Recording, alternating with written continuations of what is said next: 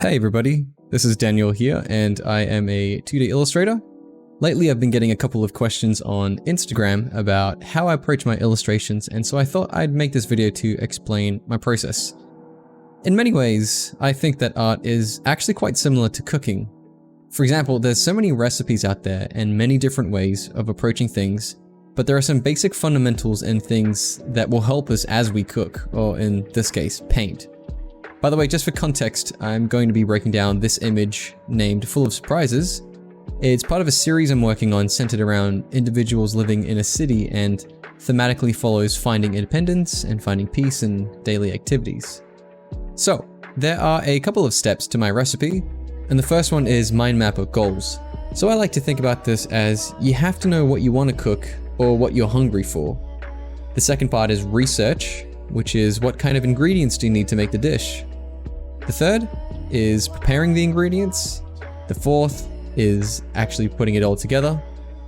And the fifth is making it all pretty. So let's have a look and break these down bit by bit.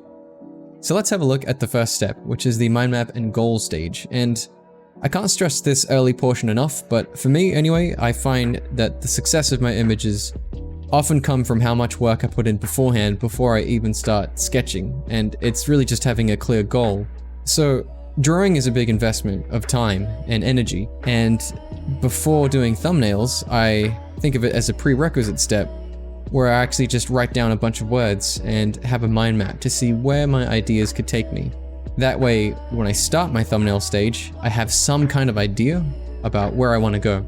For this particular illustration, in Full of Surprises, I wanted to capture a funny interaction between a dog and their owner. And this is actually inspired by my real dog, Maverick.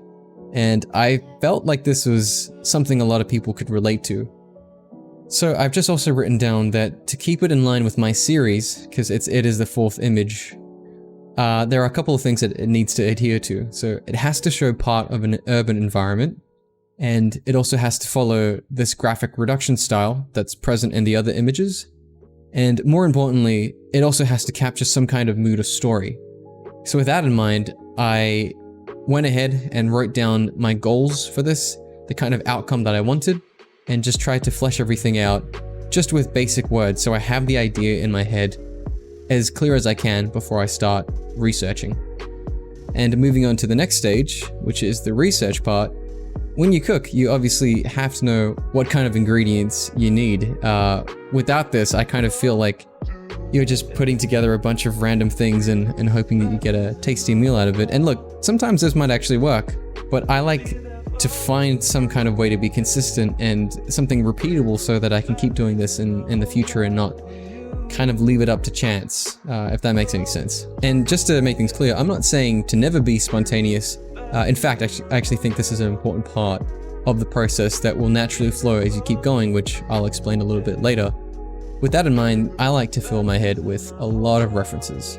And for gathering references for pictures, I really recommend this program named PureRef. It's free, and you can literally just drag and drop images in here and resize it and flip it and all sorts of things, and create a mood board, and also export this as a photo document if you want to. But apart from photo references, which I gather from Pinterest and Google and that kind of thing, I also like to watch YouTube videos and people's travel vlogs.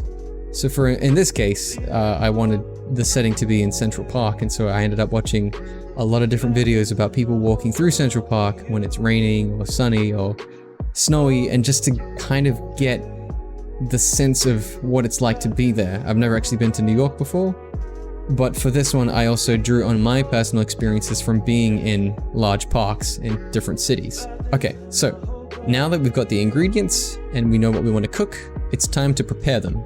So in this stage, if I'm using this cooking analogy still, it would be measuring out your different portion sizes, chopping up your vegetables, all that good stuff.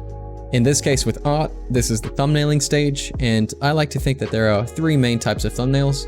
They are the sketch, your value passes, and also your colors. Before we tackle the final illustration, it's good to continue exploring our ideas by committing just a little bit of time to these thumbnails.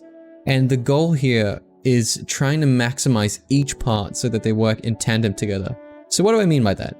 Well, let's break things down. In the sketch, I like to include all of the necessary items and objects to tell our story, meaning the actual literal subject matter. So are we going to be seeing characters? Are we going to be seeing buildings? Are we going to be seeing trees? Everything that will provide visual information to us and figure out what we're actually seeing is included in the sketch. In the second stage, for values, this is more about making the story readable to the viewer, and this is done by controlling light and visual hierarchy. In the color stage, this is really where we get to explore and elicit some kind of emotional response from our viewers by using color theory and color psychology. So the reason that I break these down into 3 separate stages is because it's easier to focus on them one at a time instead of doing it all at once. And again, this is just speaking from my personal experience. If you have a different kind of preference, then definitely do what works for you. So let me just break down each stage a little bit more and explain my thought process behind it. So starting with the sketch, sticking with lines allows me to focus on the composition first, because there are so many different ways a story can be told, and here's where I really want to explore that. Sometimes I'll actually even draw a floor plan of the location and kind of manipulate the camera around this as if I'm a director. This is really just to give myself better spatial awareness, so I'm not drawing everything within the frame, but being mindful of what I choose to exclude out of it as well. At the very early stages of the sketch, I'm not really looking at any details of furniture or character features, but I'm looking for the overall kind of feeling. So this includes how the character is framed, their action, and the general composition behind them. Basically, I'm trying to communicate my idea in its simplest form. When it comes to perspective, I'm aware of my horizon line and where it's placed, but I'm not really worried too much about following it 100%. The reason why is because I feel like starting with a perspective grid on a rough sketch kind of stiffens up your drawing, because you end up focusing more on the actual perspective and getting that accurate than exploring ways that you can tell the story, which is the focus for now. When I end up moving on to the values, they are really crucial because they are the backbone of readability. We can understand black and white photographs because we see the world in light and dark, but if you imagine this, a bunch of abstract colors doesn't really appear much to us. So this will actually give us some freedom when we lay in colors later, because as long as our values read, the colors we can have a lot more freedom and expression with. When I'm doing this stage, I'm specifically thinking about how to highlight my focal points. So I've got my composition. Now, what's the next layer I can add on top of that to make sure that the dog is readable as well as the character?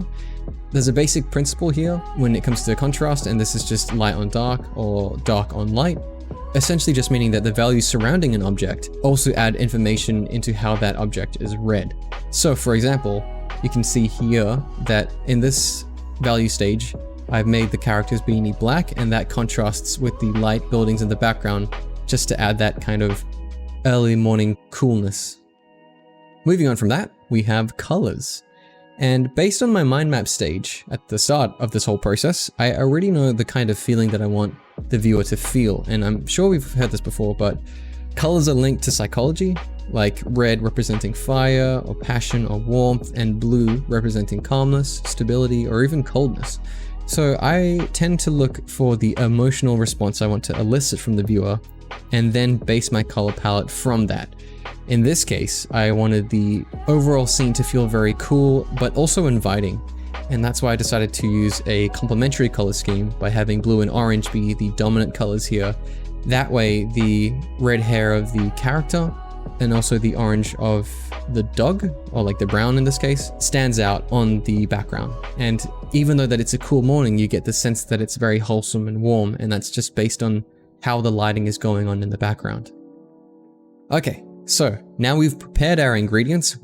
At this stage, once we're finished, we should have our sketch, our value passes, and our general idea for what the lighting is going to look like, and also the colors for how we're going to elicit an emotional response from our viewer. The reason why I've actually gone on so much about everything before the painting process is just to stress how important it is, at least for me, and how much it really does help frame my mind when I actually begin painting, which I'm going to be sharing with you guys in part 2 of this video. It's going to be going through a time-lapse of one of my illustrations, and I'm going to be giving you guys some tips about post-processing and different ways you can use that in Photoshop to bump your art up to the next level. So subscribe if you don't want to miss that, and I would really appreciate a like and a comment on this video. I hope to help you out. Thanks so much. I will see you in the next one.